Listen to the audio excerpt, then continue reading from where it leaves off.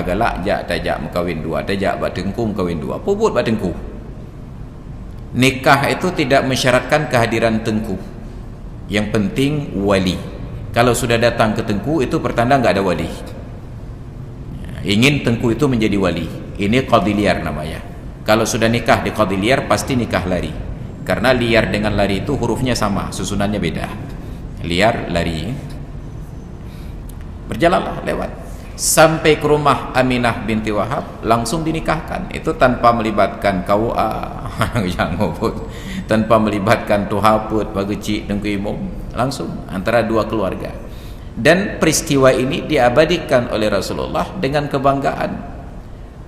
Ma wulidtu min sifahil jahiliyyati syai'un, saya tidak dilahirkan dalam tradisi perbuatan zina orang jahiliyah. Wa ma waladani illa nikahun kanikahin islamiyyin, dan tidaklah aku dilahirkan kecuali dalam pernikahan seperti nikahnya orang Islam. Apa nikahnya orang Islam? Nikah menghadap wali dan tempatnya itu di rumah sendiri. Sedangkan kita sekarang hidup dalam syariat Islam tapi nikahnya nikah Kristiani.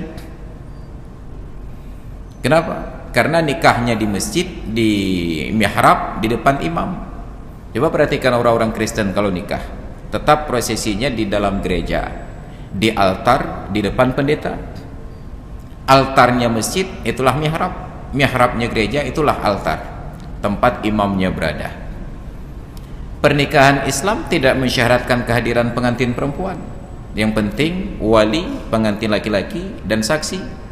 Sedangkan pernikahan di Masjid Raya Baitur Rahman dan seumpamanya sekarang menghadirkan pengantin perempuan.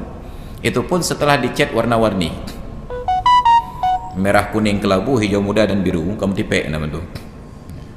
Sekarang Masjid Raya itu sudah berubah fungsi dari masjid kebanggaan orang Aceh menjadi aula KUA. Prosesi semua administrasi di kantor, nikahnya di Masjid Raya. Semua masjid sekarang sudah mulai ingin berubah menjadi aula KUA.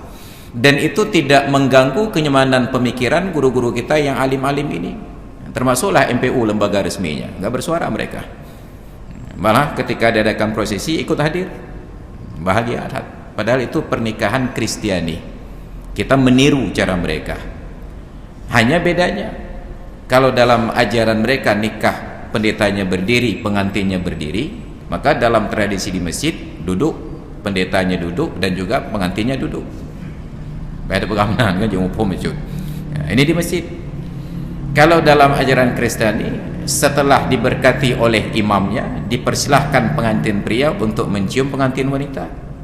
Sedangkan di Masjid Raya oleh pendetanya dipersilahkan kepada pengantin pria untuk mengalungkan mas kawin kepada pengantin wanita. Bayangkan kalau dikalungkan mas kawin itu kira-kira jarak hidung pengantin pria dengan pipi pengantin wanita berapa senti lagi? Nah, yang maya majuin cukah juga. Maka terjadilah aksi ciuman pengantin laki-laki untuk pengantin perempuan di mihrab masjid, ditonton oleh wali, oleh saksi, oleh imam di dalam masjid, dan itu terjadi. Maka salah seorang kawan alumni dari Al-Azhar, LC, lucu juga di ujungnya, pengantin laki-laki LC, pengantin perempuan LC, menikah di salah satu masjid di Lok Semawe. Setelah pernikahan selesai, foto pernikahan itu diunggah di media sosial. Ada sekitar 5 foto. Di 2 foto terakhir terlihat pengantin laki-laki sedang mencium kening pengantin perempuan di depan mihrab masjid, di depan imam, di depan wali, di depan saksi, di hadapan semua khalayak. Maka begitu saya komentar, bagus komentarnya, inna lillahi wa inna ilaihi raji'un. Itu komentar saya. Praktek di ruang pribadi kamar pengantin sudah dilakukan di hadapan pendeta, di altar masjid. Cuma waktu itu bukan pendeta dan altar masjid, depan imam dan di mihrab masjid.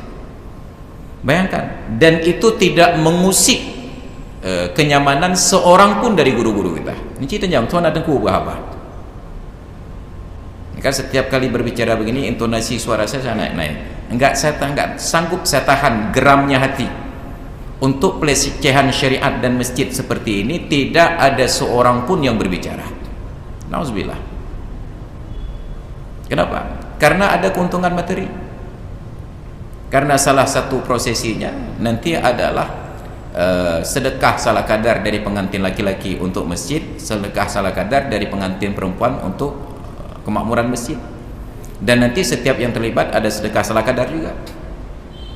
Demi sedekah salah kadar kita pertahankan prosesi ini. Nauzubillah summa nauzubillah. Ini syariat kita hari ini. Bagaimana kita perbaiki? Kalau dari dalam masjid saja kerusakan, tidak ada yang berbicara. Apa kerusakan lainnya? Pertanyaannya, siapa yang menjamin pengantin perempuan tersebut dalam keadaan suci? Lalu, bagaimana dengan larangan orang perempuan berdandan datang ke masjid?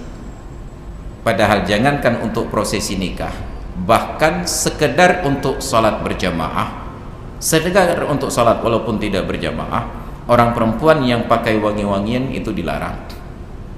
Maka adab orang perempuan datang ke masjid harus menutup aurat. Yang kedua, dalam perjalanan yang aman. Yang ketiga, tidak pakai wangi-wangian.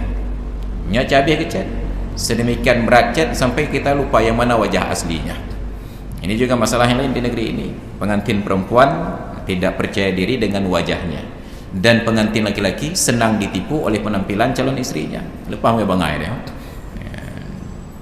Make up silakan salah kadar, ini sampai pakai topeng monyet, nanti kau bela dia. Nanti setelah diabadikan fotonya, ditempel di dinding rumah, lahir anak, ketika anak sudah besar, ayah, ini siapa yang duduk di pelaminan? Ini apa nama lain wah? Ibu apa ni nama dan kalau inya muka wah? Anak putih lagi nyawa, lepas yang bangai wah dia. Orang Afrika itu kulitnya hitam, walaupun sudah tinggal di Eropa dan Amerika, tetap kulitnya hitam. Tapi ketika mereka jadi pengantin, nggak sampai didandan menjadi putih kulitnya, tetap hitam, hanya ala kadar saja. Itu nyolah tahan pojak. Maka lahirlah muah, make up artis, jet berdebai-debai, ukuran alas dasar mentang kadung debai aspal. Nauzubillah. Ini mafasid. Oh enggak Pak Ustaz, ini pengantinnya sedang suci, bisa sholat. Kalau bisa sholat, jam berapa tadi didandan? Kalau jam 8 nikah di Masjid Raya, jam 4 atau ilung paling ringkas lun jawab alimul lisan. Dia bukan alim tapi lidahnya cepat berkata-kata walaupun yang salah. Dan dumna diingkar hadis, dia pertama nikah di masjid dengan nikah di gereja. Memang nyaw tempat ibadat, nyaw tempat ibadat, dia tempat ibadat.